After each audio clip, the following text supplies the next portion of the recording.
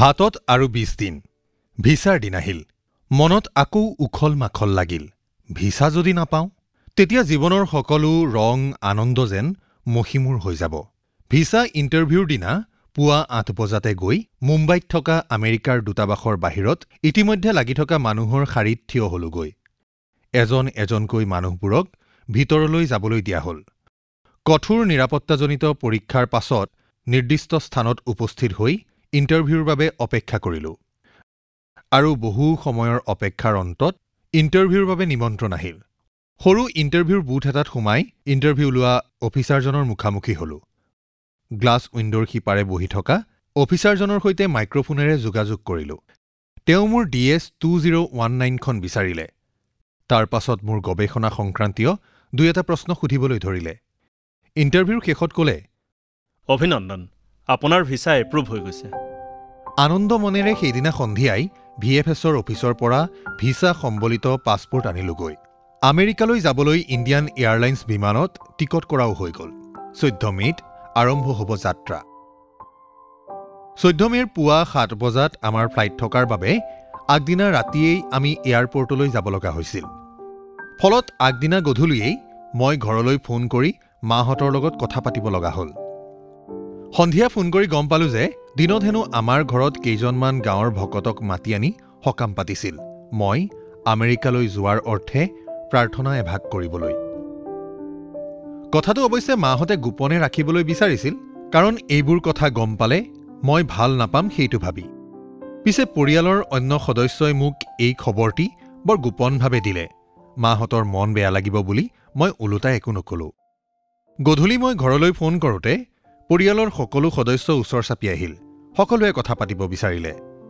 কিন্তু মায়ে চিঞৰি ক'লে আজি ফোন কোনেও নাপাও মোৰ ল'ৰা আজি আমেৰিকালৈ যাব তহঁতে তাৰ মূল্য বুজি নাপাও ৰাতি 3:30 মান বজাতে এয়াৰপোৰ্ট গলো ইমিগ্ৰেশ্যনৰ সকলো কাম সম্পূৰ্ণ কৰি এসময়ত পুৱাৰ ফ্লাইটৰ বাবে অপেক্ষা কৰি ৰলো এয়াৰপোৰ্টত বহি থাকোঁতে ঘৰলৈ মনত পৰিল দূৰত ঘুমটিয়াই থকা গাঁওখনলৈ ৰাতিৰ আন্ধাৰত নিস্তব্ধে শুই থকা পজা ঘৰবোৰলৈ এবাৰ ভাবিলো ঘৰলৈ ফোন লগাই চাওঁ কি জানিবা মানুহবোৰ সাৰে আছেই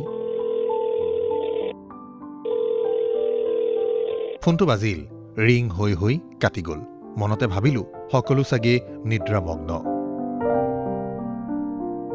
পুৱা ফ্লাইটত বৰ্ডিং কৰাৰ আগতে আকৌ এবাৰ ফোন লগালো এবাৰ ফোন ৰিং হোৱা মাত্ৰকে মায়ে ধৰিলে মই ক'বলৈ পোৱাৰ আগতেই মায়ে ক'বলৈ ধৰিলে কালি ৰাতি তই ফোন কৰিছিলি মই নাপালো বাপেৰে যিহে কাণ্ড কৰিলে কিয় কি হ'ল তই গধূলি ফোন কৰোঁতে ঘৰত নাছিল নহয় বাপেৰে ৰাতি আহি তোলৈ ফোন কৰিম বুলি কুৱাই আছিল মই ক'লো আজি কোনেও ফোন নাপাও ৰাতি মই ফোনটো খিতানত লৈ শুই থাকিলো কেতিয়ানো বাপেৰে লৈ গ'লহি গমেই নাপালো কথা পাতিম বুলি নিছিলে পিছে নাক বজাই বজাই শুইহে থাকিলগৈ মই মাৰ কথাত আমোদ পাই হাঁহিলো বেচেৰা দেউতাটো পুৱা 7 বজাৰ পাছতে আমাৰ বিমান উৰিবলৈ সাজু হ'ল পূবত সূৰ্যোদয় হৈছে তেতিয়া দূৰৈৰ এখন দুৰ্গম গাঁৱত এটি বাঁহৰ পজাঘৰত উৰিবলৈ লৈছে কিছুমান সপোন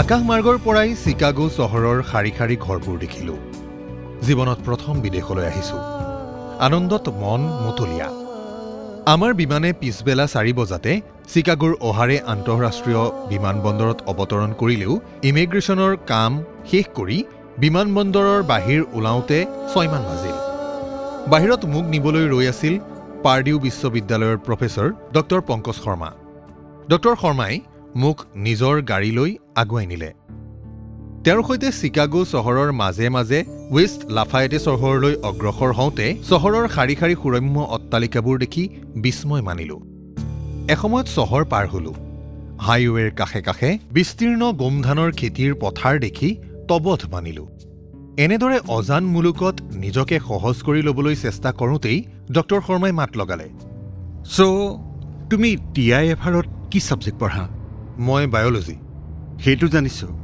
মানে কিবা ছাবজেক্টৰ কোৰ্চ ল'ব লগা হয়নে এটা ছাবজেক্টৰ কোৰ্চ লৈছিলোঁ মেথডছ ইন মলিকিউলাৰ বায়'লজি কি ক'লা মেটালাৰ্জি নহয় মলিকিউলাৰ বায়'লজি তুমি বায়'লজিৰ হৈ মেটালাৰ্জিৰ ছাবজেক্ট কিয় পঢ়িছা মই বুজি উঠিলোঁ যে মোৰ পুতৌ লগা ইংৰাজী ডক্টৰ শৰ্মাই বুজি পোৱা নাই মই তেওঁক এই সাধাৰণ কথাটি বুজাবলৈ আপ্ৰাণ চেষ্টা কৰিলোঁ শেষত তেওঁ ক'লে অ'কে হ'ব দিয়া মই জানো যে মোৰ প্ৰচেষ্টাৰ অন্ততো তেওঁ মোক বুজি নাপালে আমি হাইৱেৰ মাজেদি তীব্ৰ গতিৰে গৈ থাকোঁতে পশ্চিমত লাহে লাহে বেলিটো ডুবিবলৈ ধৰিলে ডুবন্ত বেলিৰ ৰঙা পোহৰৰ আঁচোৰ আহি আমাৰ গাড়ীৰ খিৰিকীত পৰিলহি বেলিটো ডুবা দেখি মোৰ ভাৱ হ'বলৈ ধৰিলে এই বেলিটোৱেই অলপ সময়ৰ পাছত গৈ আন্ধাৰত শুই থকা আমাৰ গাঁওখন জগাই দিবগৈ তেতিয়াই মাহঁতৰ মোলৈ মনত পৰিব নহয় আচলতে মই মাহঁতক স্মৰণ কৰি থকা কথাটো বেলিটোৰ পোহৰে বহন কৰি লৈ যাব আৰু পুৱাই মাহঁতৰ মগজুত সিঁচি দিব তেতিয়াহে সিহঁতৰ মোলৈ মনত পৰিব তন্ময়তাৰে নানান কথা ভাবি ভাবি আহি থাকোঁতেই ৱেষ্ট লেফায়েটে পালোহি পাৰ্ডিউ বিশ্ববিদ্যালয়ৰ চৌহদত তেতিয়া শান্ত সৌম্য পৰিৱেশ ইতিমধ্যে চৌপাশ আন্ধাৰে আৱৰি ধৰিলে ষ্ট্ৰীট লাইটৰ ভাস্বৰতাত বিশ্ববিদ্যালয়ৰ চৌহদটো জিলিকি উঠিল অত্যাধুনিক পৌৰাণিক গৃহবোৰ ডক্টৰ শৰ্মাই মোক পোনে পোনে খানা খাজানা নামৰ ৰেষ্টুৰাঁ এখনলৈ লৈ গ'ল ক'লে আজি তুমি ইয়াৰ পৰাই কিবা এটা কিনি লৈ যোৱা ৰাতি খাবাগৈ ডক্টৰ শৰ্মাই মোক খোৱাৰ আহাৰ অলপ কিনি দিলে তাৰ পাছত তেওঁ মোক মই থাকিবলগীয়া এপাৰ্টমেণ্টটোলৈ লৈ গ'ল এপাৰ্টমেণ্টত মোৰ হ'বলগীয়া ৰুমমেট ৰৈ আছিল ইতিমধ্যে ৰাতি হৈ অহাত প্ৰচণ্ড ভাগৰে মোৰ শৰীৰ হেঁচা মাৰি ধৰিছিল মই গৈ বিচনাত পৰিলোগৈ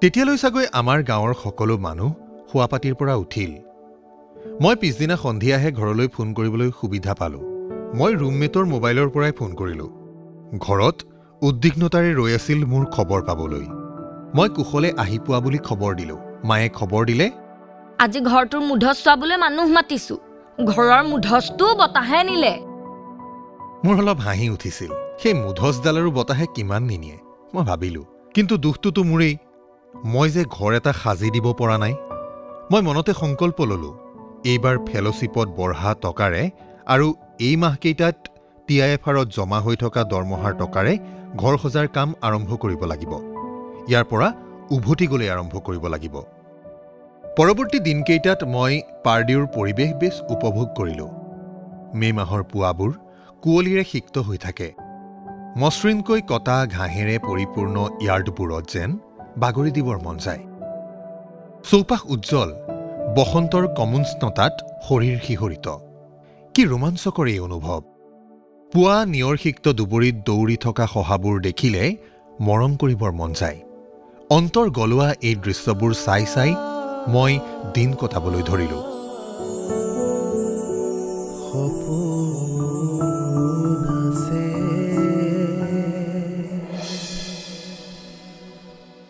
ডক্টৰ জাৰুৰী তেতিয়াও পাৰ্ডিউ বিশ্ববিদ্যালয়তে আছিল।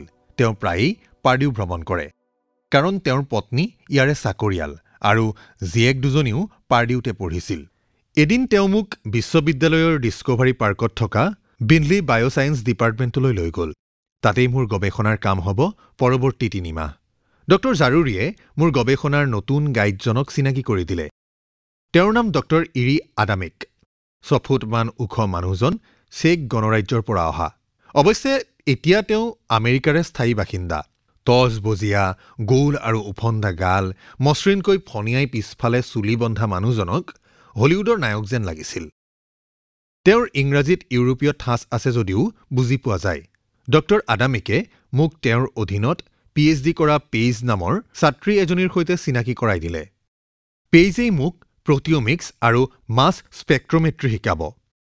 কেইদিনমানৰ পাছত ডক্টৰ জাৰুৰীয়ে ক'লে যে মই মোৰ গৱেষণাৰ এটি প্ৰেজেণ্টেশ্যন দিব লাগে। তেওঁ USৰ এটি অনুদান আয়োগৰ ওচৰত আমাৰ গৱেষণাৰ বাবে আৰ্থিক অনুদানৰ আবেদন কৰিছে। মই হ'ব বুলি ক'লোঁ। ডক্টৰ জাৰুৰীয়ে ক'লে যে মই প্ৰথমতে প্ৰেজেণ্টেশ্যন তেওঁক আৰু ডক্টৰ আদামেকক এবাৰ দেখুৱাই ল'ব লাগে। মই প্ৰেজেণ্টেশ্যন তৈয়াৰ কৰি এদিন ডক্টৰ জাৰুৰী আৰু ডক্টৰ আদামেকৰ সৈতে বহিলোঁ। মোৰ পুতৌ লগা ইংৰাজীৰ বাবে মই যি ক'ব খুজিছিলোঁ সেয়া ক'ব নোৱাৰিলোঁ। ডক্টৰ জাৰুৰী খঙত অগ্নিশৰ্মা হৈ উঠিল। তেওঁ কৰ্কশ মাতেৰে ক'লে, ৰুবুল, তুমি ইংৰাজী ক'বলৈ জানিবই লাগিব। ন' এক্সকিউজ। কওঁতে তেওঁৰ বগা গালখন ৰঙচুৱা হৈ পৰিল। ডক্টৰ আদামিকে উপায়হীনভাৱে বহি থাকিল। ডক্টৰ আদামিকৰ সন্মুখত মই বৰ লাজ পালোঁ। মই বুজিছোঁ যে মোৰ যোগাযোগৰ দীনতাত ডক্টৰ জাৰুৰী উদ্বিগ্ন হৈ উঠিছে। তেওঁৰ মোৰ প্ৰতি থকা পুত্ৰ স্নেহসম মৰমৰ বাবেই এইদৰে খং কৰিছে। সেইদিনা এপাৰ্টমেণ্টলৈ উভতি আহি মই হৃদয়ংগম কৰিলোঁ, ডক্টৰ জাৰুৰীয়ে ঠিকেই কৈছে। মই ইংৰাজী জানিবই লাগিব, তাৰ কোনো এক্সকিউজ নাই। One thing leads to another. এটা ঘটনাই আন এটালৈ লৈ যায়। মই ইংৰাজী শিকিবলৈ গৈ কি পালোগৈ শুনক। ইংৰাজী শিকিবৰ বাবে প্ৰাৰম্ভিকতে মই অনলাইন নিউজ আইটেমবোৰ খুব পঢ়িবলৈ ধৰিলোঁ। পঢ়ি পঢ়ি নজনা শব্দবোৰ আৰু তাৰ অৰ্থবোৰ লিখি গ'লোঁ। সময় পালেই এই শব্দ অৰ্থবোৰ মুখস্থ কৰিলোঁ। কিন্তু এসময়ত এনে কৰি কৰি বিৰক্তি লাগিল। নিউজ আইটেমবোৰত ৰস নোপোৱা হ'লোঁ। ফলত লাহে লাহে উদগনিমূলক লেখা বিচাৰিবলৈ ধৰিলোঁ। লেখা বা কিতাপ যিবোৰত সংগ্ৰামৰ কথা লিখা আছে, দৰিদ্ৰতাৰ কথা লিখা আছে। দৰিদ্ৰতা বিষয়ত বহু লেখা কিতাপ পোৱা গ'ল, কিন্তু সেইবোৰৰ সৰহভাগেই ৰচনাধৰ্মী। তদুপৰি এইবোৰৰ খুব কমেই নিজৰ অভিজ্ঞতাৰে লিখা কিতাপ। মই বিচাৰিছিলোঁ নিজ অভিজ্ঞতাৰে পৰিপুষ্ট কিতাপ, য'ত লেখকে কঠোৰ প্ৰত্যাহ্বান নেওচি জীৱনত অৰ্থ আৰোপ কৰিবলৈ শিকিছে। আন কথাত মই উদগনিমূলক কিতাপ বিচাৰি আছিলোঁ, যাৰ পৰা অনুপ্ৰেৰণা পাব পাৰোঁ আৰু মোৰ জীৱনটো তেওঁলোকৰ সৈতে ৰিজাই চাব পাৰোঁ। মোৰ মনত থকাৰ ভিতৰত 2খন কিতাপ উল্লেখনীয় আছিল। এখন আছিল মায়া এঞ্জেলৰ I know why a caged bird sings. আনখন কিতাপ আছিল বাৰাক ওবামাৰ ড্ৰিমছ ফ্ৰম মাই ফাদাৰ।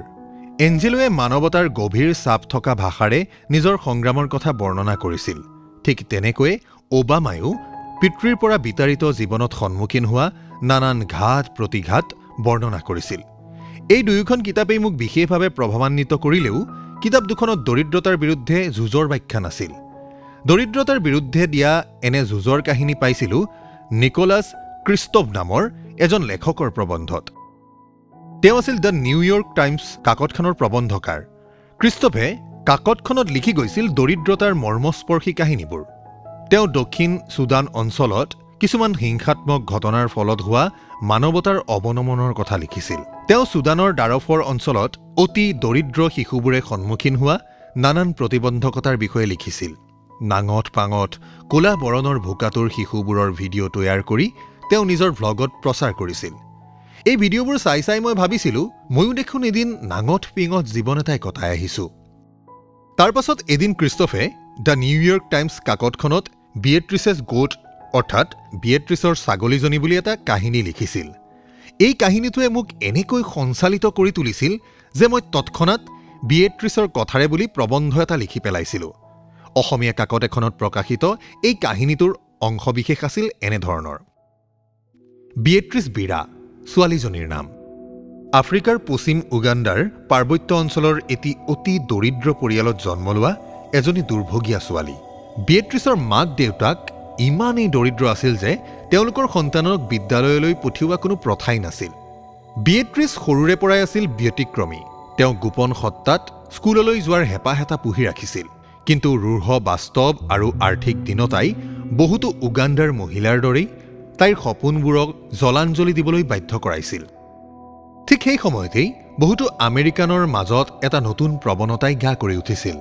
অৰ্থনৈতিক অগ্ৰাধিকাৰৰ বাবে তেওঁলোকৰ উপাৰ্জন এছিয়া বা আফ্ৰিকাৰ লোকসকলৰ উপাৰ্জনতকৈ বহুগুণে বেছি। অৰ্থনৈতিক অগ্ৰাধিকাৰৰ বাবেই হওক বা সহানুভূতিশীল প্ৰৱণতাৰ বাবেই হওক, আমেৰিকানসকলৰ মাজত গঢ়ি উঠা সুপ্ৰৱণতাটো হৈছে তেওঁলোকৰ বিশেষ দিনত আফ্ৰিকা বা এছিয়াৰ দৰিদ্ৰ পৰিয়ালবোৰলৈ বিশেষ উপহাৰ পঠিওৱা, দৰিদ্ৰ পৰিয়ালৰ শিশুসকলৰ পঢ়া শুনাৰ খৰচ বহন কৰা। এবাৰ নিয়ান্টিক নামৰ আৰকানচাছৰ জনগোষ্ঠীয় সংস্থা এটাই খ্ৰীষ্টমাছ উপলক্ষে আফ্ৰিকাৰ কিছুমান গাঁৱত এনেধৰণৰ উপহাৰ বিতৰণ কৰিবলৈ বিচাৰিলে। হেইফাৰ ইণ্টাৰনেশ্যনেল নামৰ বেচৰকাৰী সংস্থা এটাই এই উপহাৰসমূহ উগাণ্ডাৰ কিছুমান গাঁৱত বিতৰণ কৰিলে। সৌভাগ্যক্ৰমে বিয়েট্ৰিছৰ পৰিয়ালেও উপহাৰৰ নামত এজনী ছাগলী পালে। ছাগলীজনী লালন পালন কৰিলে। ছাগলীজনীয়ে দিয়া পোৱালি বিক্ৰী কৰি সঞ্চয় হোৱা টকাৰে বিয়েট্ৰিছক পলমকৈ হ'লেও স্কুললৈ পঠিয়ালে। বিয়েট্ৰিছৰ মেধা শক্তিৰে উগাণ্ডাৰ শ্ৰেষ্ঠ বিদ্যালয়খনত পঢ়িবলৈ এটা জলপানী পালে। বিয়েট্ৰিছ ইমানেই তীক্ষ্ণ মেধাৰ ছাত্ৰী আছিল যে আমেৰিকা যুক্তৰাষ্ট্ৰৰ মাছাচুচেটছত থকা এখন বিদ্যালয়ত পঢ়িবলৈও জলপানী পালে। আৰু এইদৰে জলপানী লৈয়েই আমেৰিকাৰ কানেক্টিকাট কলেজৰ পৰা গ্ৰেজুৱেট ডিগ্ৰী লাভ কৰিলে। বিয়েট্ৰিছৰ এই হৃদয়স্পৰ্শী কাহিনীক লৈ আমেৰিকান এজন লেখকে এখন কিতাপ লিখিলে, যাৰ নাম বিয়েট্ৰিছেছ গোট। আনকি কলম্বিয়া বিশ্ববিদ্যালয়ৰ বিখ্যাত অৰ্থনীতিবিদ জেফ্ৰি চেইক্সে বিয়েট্ৰিছৰ কাহিনীটো অৰ্থনীতিত বিয়েট্ৰিছৰ তত্ত্ব বুলি আখ্যা দিলে। এই তত্ত্বৰ অৰ্থ হ'ল কম ব্যয় কৰি অধিক উপাৰ্জন।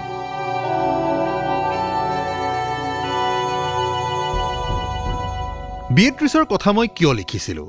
আচলতে বিয়েট্ৰিছৰ মাজত মই নিজকে বিচাৰি পাইছিলোঁ। বিয়েট্ৰিছৰ সংগ্ৰাম, তাইৰ মাজত থকা দৃঢ়তাই মোক বাৰুকৈয়ে উদগনি দিছিল। পৰিয়ালত পোহা এজনী ছাগলীৰে যদি তাই জীৱন আৰম্ভ কৰিছিল, ময়ো এদিন বাইদেৱে পোহা ছাগলীৰ ভৰসাতেই টিউচন আৰম্ভ কৰিছিলোঁ। তাইৰ কাহিনী ক'লেই যেন মোৰ কাহিনীও কোৱা হৈ যাব। এক কথাত বিয়েট্ৰিছৰ দৃষ্টান্তই মোৰ ভিতৰখন জোকাৰি পেলাইছিল। দ্বিতীয়তে, বিয়েট্ৰিছ এক অন্যায়ৰ বলি হৈছিল। দাৰিদ্ৰতাৰ নিৰ্যাতনো এক অন্যায়। বিয়েট্ৰিছ তেনে এগৰাকী নিৰ্যাতিতা। কিন্তু বিয়েট্ৰিছে এই অন্যায় মানি নল'লে। তাই হাতত পোৱা সুযোগেৰে সংগ্ৰাম কৰি এই অন্যায়ৰ মেৰপেচৰ পৰা ওলাই আহিল। এই কাহিনী মানুহৰ আগত ব্যক্ত কৰিবই লাগিব। দৰিদ্ৰতাৰ বিৰুদ্ধে মাত মাতিবই লাগিব।